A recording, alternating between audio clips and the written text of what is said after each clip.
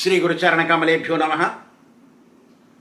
श्री सुखदेव गोस्वामी जी कहते हैं कि भगवान ने इस सृष्टि में अनगिनती प्राणी बनाए जिनकी गिनती नहीं है। जीवाज संख्या शास्त्र कहता है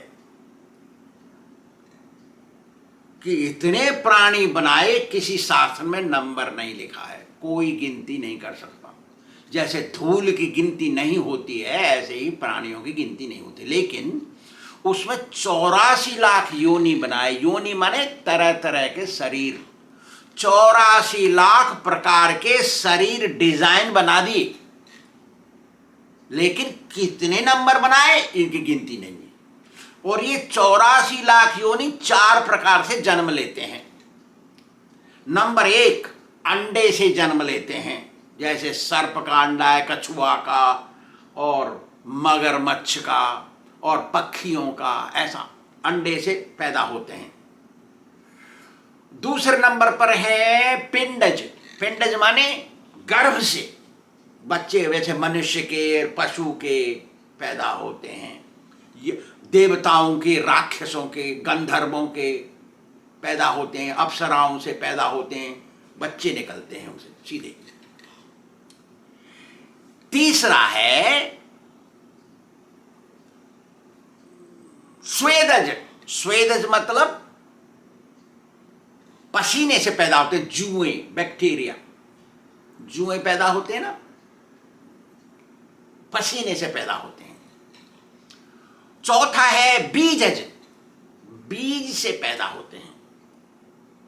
बीज जैसे गेहूं, चना, जौ, बटर, ऐसे बीज से आम, अमरूद, सब बीज से पैदा होते हैं।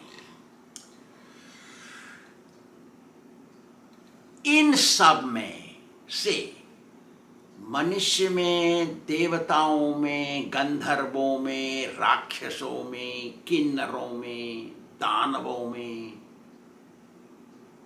6 शत्रु बैठा ले दिल में भगवान ने। 6 शत्रु किसी के द्वारा बताएंगे अभी। 6 शत्रु बताए, बैठा दी। कौन कौन है वो? काम, क्रोध, लोभ, मोह, मद, मत्सर, ये 6 चीज बैठा ले। सबके दिल में है, सब में है ये, किसी में ज्यादा किसी में कम, उसको भी बताएंगे। इन 6 में सबसे ज्यादा शक्तिशाली है मद। अंग्रेजी में कहते हैं एरोगेंट, घमंड। बाप रे, घमंड सबसे ज्यादा बलवान है 6 में। सबको तो बस में कर लोगे, घमंड को बस में करना बड़ा मुश्किल। अहंकार, बाप रे। इन सब की उत्पत्ति शास्त्रों में लिखी गई है। और मद की उत्पत्ति क्योंकि सबसे ज्यादा पावरफुल है, बता रहे हैं। एक बार की बात, च्यवन ऋषि बहुत तपस्वी, शुरू आरंभ में ही, सृष्टि के आरंभ में च्यवन ऋषि बहुत पावरफुल हो गए, शक्तिशाली, तपस्या करके। शरीर शक्ति नहीं, तपस्या का बल, बहुत बड़ी तपस्वी बन गए। एक बार इंद्र ने उनका अपराध कर दिया तो गुस्सा हो गए। साधु जल्दी गुस्सा हो जाता है, लेकिन वो नरम भी ज्यादा हो जाता है, तो गुस्सा हो गए, क्योंकि तपस्या में भंग होने से गुस्सा आता है।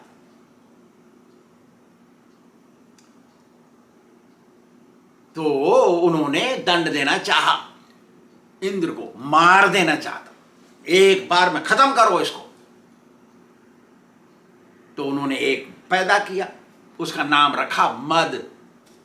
मद कहते हैं घमंड को हमारी ब्रजभाषा में, हिंदी में भी, गर्व संस्कृत भाषा में, मद संस्कृत भाषा में, अहंकार संस्कृत भाषा में, लेकिन ये थोड़े थोड़े अलग बन जाते हैं। लेकिन मद, एरोगेंसी, प्राइड, उसका नाम रखा।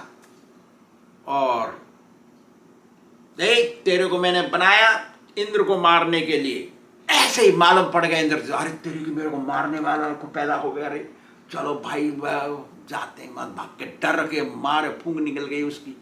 वहां से भागा इंद्र स्वर्गलोक से और भाग करके आया स्वामी जी के पास, क्योंकि उसने सोचा दूसरा कोई मार्ग ही नहीं है, अब मैं मर जाऊंगा, एक ही मार्ग बचा है, उनकी शरण में जाओ। तो उसने अपना मुकुट निकाल के रखा चरणों में स्वामी जी के। देखा, च्यवन ऋषि के चरणों में इंद्र देवता ने मुकुट रख के प्रणाम किया, सिर झुका करके और हाथ जोड़ के प्रार्थना की, हे भगवान माफ करिए, स्वामी जी आपकी कृपा ही केवल है मेरे सिर पे। जो असली ब्राह्मण देवता होता है ना, सत्य भक्त, सच्चा भगत, उसकी आवाज में, उसके व्यवहार में कठोरता होती है, लेकिन उसका दिल सबसे ज्यादा नरम होता है। इससे ज्यादा नरम दिल किसी के पास नहीं है। जो शुद्ध ब्राह्मण है, शुद्ध वैष्णव है, भगवान का भगत है, उसके दिल की नरमी के बराबर दिल किसी का नरम नहीं है, शास्त्र कहता है ऐसा।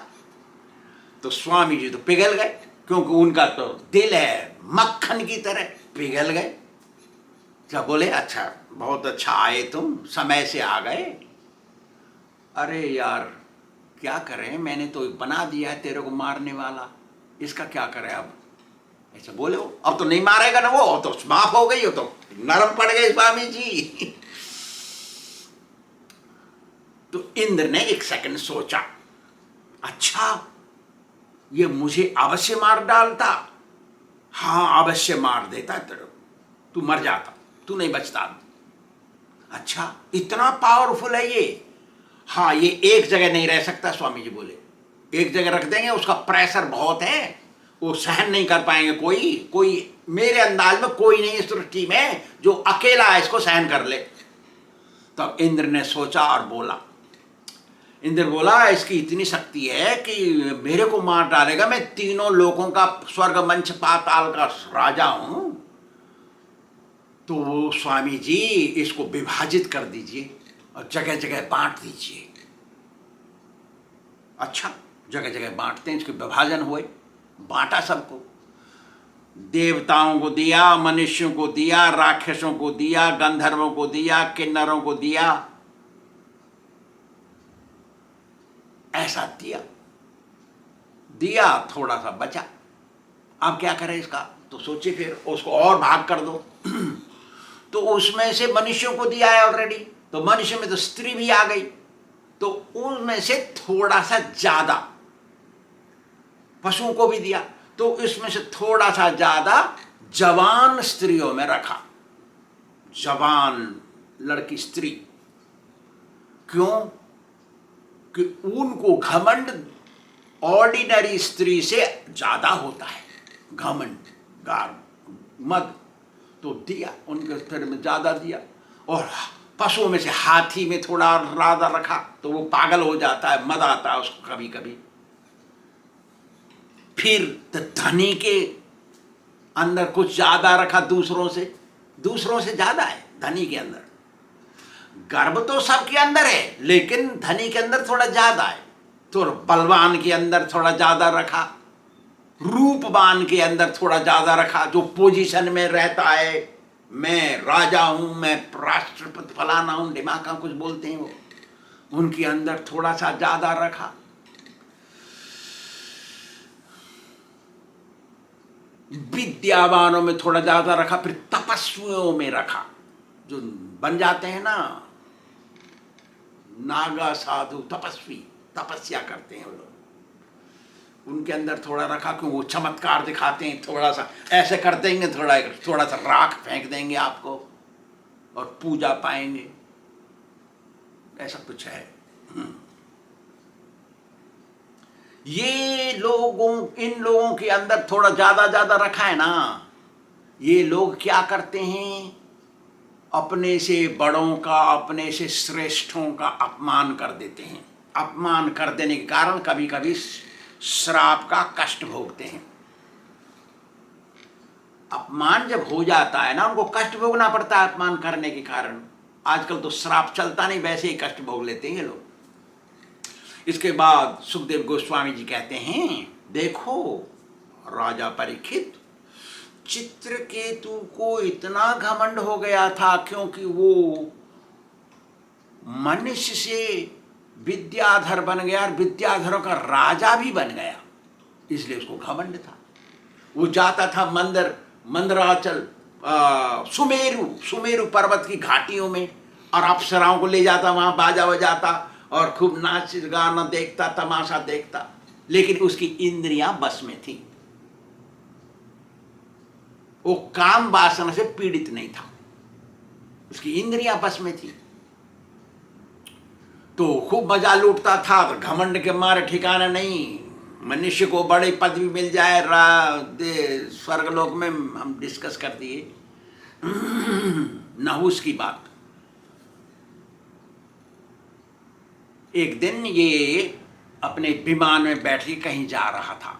विमान एरोप्लेन को अंग्रेजी में एरोप्लेन बोलते हैं, लेकिन एरोप्लेन तो पेट्रोल से चलता है, वो बिना पेट्रोल की जरूरत नहीं और मन की स्पीड से चलता है। ये तो 1000 किलोमीटर चलते हैं घंटे में।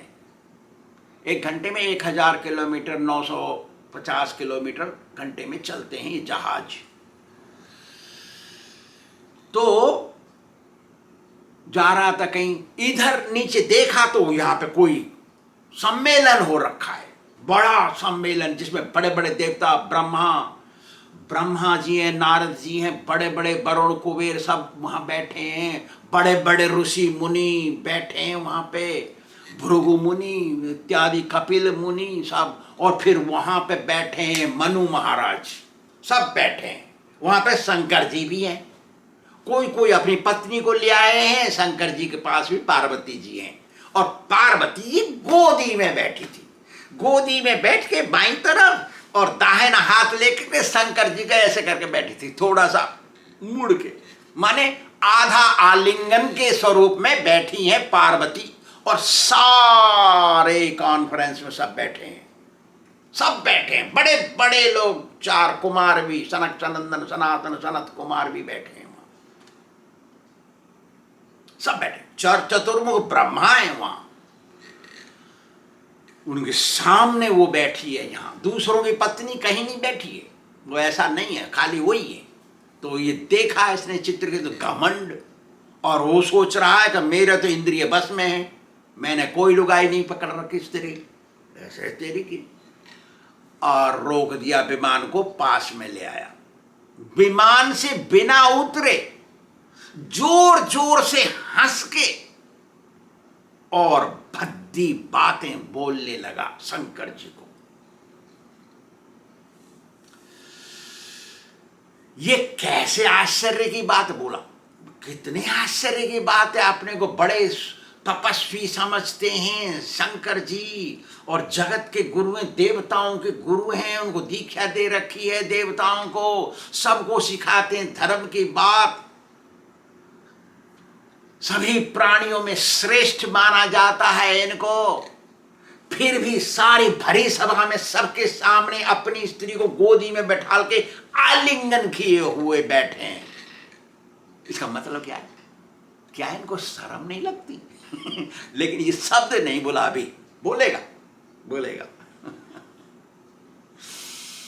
अपनी भार्या से आलिंगन होकर के बैठे सबके सामने,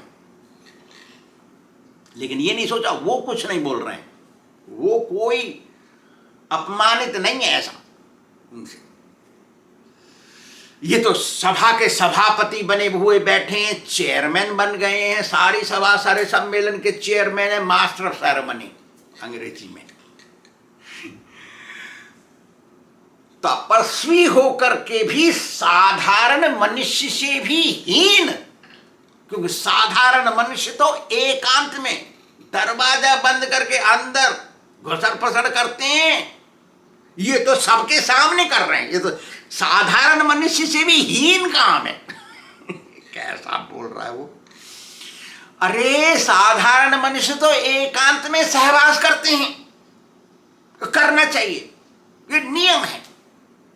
शर्म लगती है सबके सामने, इनको ये निर्लज्ज हो गए हैं। शास्त्र में लिखा है शंकर जी का निंदा नहीं करना चाहिए। शंकर जी का जो निंदा करता है वो महाअपराधी बन जाता है, क्योंकि शंकर जी सबसे बड़े वैष्णव हैं। वैष्णवानाम यथा शंभु निम्नगानाम यथा गंगा। जैसे गंगा जी सभी नदियों में श्रेष्ठ हैं, सारे भक्तों में, सारे वैष्णवों में शंकर जी सबसे बड़े हैं, सबसे श्रेष्ठ हैं। क्योंकि शंकर जी सबसे श्रेष्ठ वैष्णव हैं। जो शंकर जी की निंदा करता है वो वैष्णव अपराधी बन जाता है, भगवान उसको माफ नहीं करते। देखा, शंकर निंदक असंभव है। हां, वैष्णव बोलेगा मेरा बड़ा गुरु भाई ऐसा है, बोल देगा, लेकिन वैष्णव ही कह सकता है, दूसरा कोई नहीं कह सकता।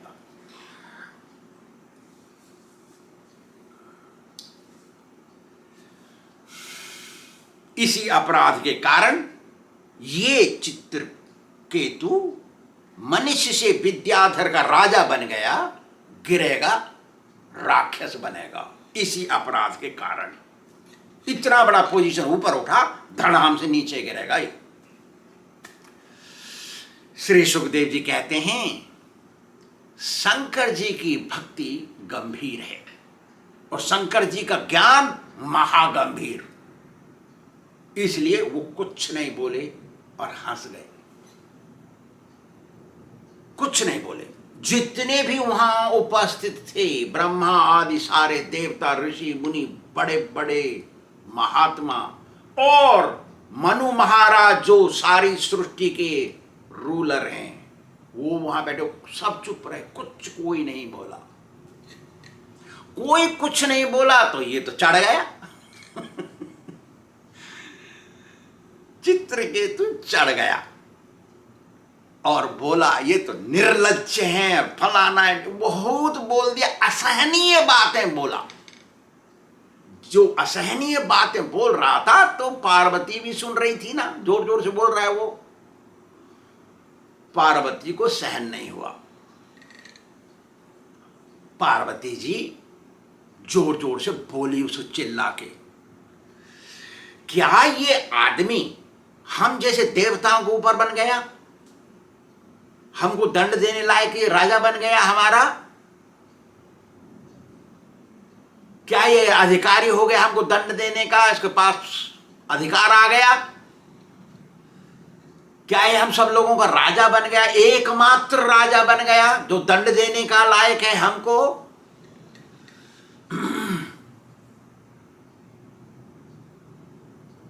क्योंकि इतनी क्रोधित हो गई, वो सीधे सीधे नहीं बोल रही, घुमा फिरा के बात बोल रही हो, इतनी क्रोधित हो गई। वो बोली कि 4 सिर वाला यहां बैठा है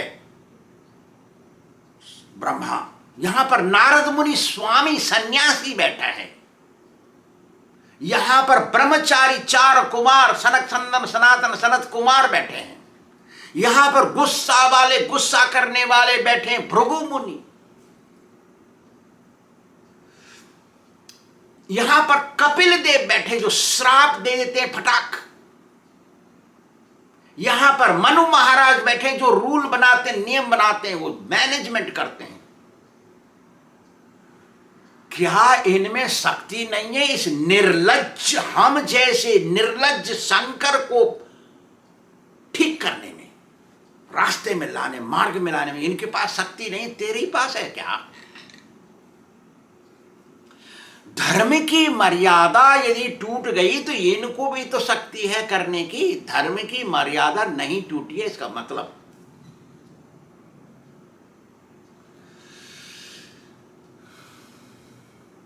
शंकर जी देवताओं के आध्यात्मिक गुरु हैं, पुजारी यजमान के पुजारी पुरोहित हैं बृहस्पति, शंकर जी हैं उनके गुरु, दीक्षा देने वाले। इसलिए ब्रह्मा जी और सारे बड़े बड़े देवता उनकी आराधना करते हैं, गुरु की पूजा करनी पड़ती है ना। तो ब्रह्मा भी पूजते हैं शंकर जी को, लेकिन भगवान नहीं बनाते हैं, उनको गुरु है, वो गुरु की पूजा होती है, हमारी पूजा होती है ना, हमारे शिष्य करते हैं। तो क्या हम भगवान बन गए? नहीं, है भगवान पर मनुष्य शरीर में, ऐसे ही शंकर जी भगवान के बराबर है, लेकिन भगवान नहीं है। भगवान तो भगवान है। फिर पार्वती गुस्से में बोलती, ये क्षत्रिय अधर्म, ये नीच, इसी को पावर मिल गया क्या? ये ढीठ, इसको दंड मिलना चाहिए। भगवान श्री हरि के चरणों में रहने लायक ये ढीठ नहीं है, ये ढीठ नहीं जा सकता। वहां पे तो शुद्ध भगत विनम्र जाते हैं उनके चरणों में, ये नहीं है चरण लायक। अरे ढीठ बेटे, मैं कहती हूं तू अभी राक्षस बन जा, तू रहने लायक नहीं हमारे सामने। असुर योनि में जन्म ले, तू बन क्या से?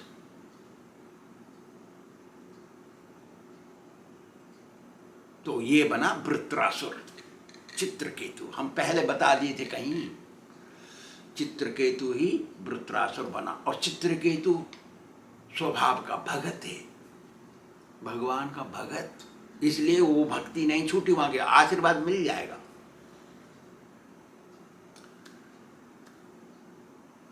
चित्रकेतु को पार्वती देवी ने पुत्र कह के पुकारा। ढीठ पुत्र मतलब मां बन गई। मां का दिल बेटे के प्रति नरम होता है, बेटा बदमाशी देता है और लिमिट से बाहर जाता है तभी दंड देती है वो। तो चित्रकेतु लिमिट से बाहर गया। अब पुत्र कैसे बोल दिया? फिर पुत्र इसलिए बोला कि शंकर जी देवताओं के आध्यात्मिक गुरु हैं और देवता सबसे ऊपर हैं, दानवों से मनुष्यों से ऊपर है ना, तो इसलिए शंकर जी को जगत गुरु भी कहते हैं। कोई कोई कभी कभी कहना पड़ता है। क्यों? कि 100 रुपए के नोट के अंदर 50 का नोट, 20 का नोट, 10 का नोट, 5 का नोट, 2 का नोट, 1 का नोट, सब नोट है, 1 पैसा भी है। ऐसे ही देवताओं के अंदर सब कोई है, इसलिए जगत गुरु कह देते हैं। और गुरु पिता होता है, आध्यात्मिक पिता। हमने जब चिट्ठी लिखी मेरे गुरु जी को पहली बार, हमने कहा my dear spiritual father. Spiritual father का मास्टर नहीं कहा, गुरु को मास्टर कहते हैं। मैंने कहा स्पिरिचुअल फादर, अरे शरीर का पिता कोई है, आप आत्मा के पिता हैं। तो गुरु जी पिता हो जाते हैं, तो उनकी पत्नी है पार्वती, तो इसलिए उनको बेटा कहा। बेटा को दंड दिया उन्होंने, क्योंकि लिमिट से बाहर गया, इतना अपराध कर दिया। थोड़ा 1-2 बात बोल दे चला जाए तो कोई बात नहीं, बहुत किया उसने। तो सुखदेव जी कहते हैं, जब चित्रकेतु ने पार्वती जी का श्राप सुना तब उसका घमंड गया। तब वो अपने विमान से नीचे उतरा। अभी तक तो विमान में है, देखो कि घमंड क्या है। अरे बड़े बड़े क्या नाम हो, ब्रह्मा जी नीचे बैठे हैं, सम्मेलन हो रखा है, कॉन्फ्रेंस अंग्रेजी में कहते हैं। तो उसका घमंड उतरा, नीचे आया, आकर के सिर झुकाया, प्रणाम किया, हाथ जोड़ के प्रार्थना की, उनको प्रसन्न करने की चेष्टा की। प्रसन्न करना चाहिए और प्रसन्न भी हो जाएंगे। आगे की बात आगे बोलेंगे। श्री राधा गोविंद भगवान की जय।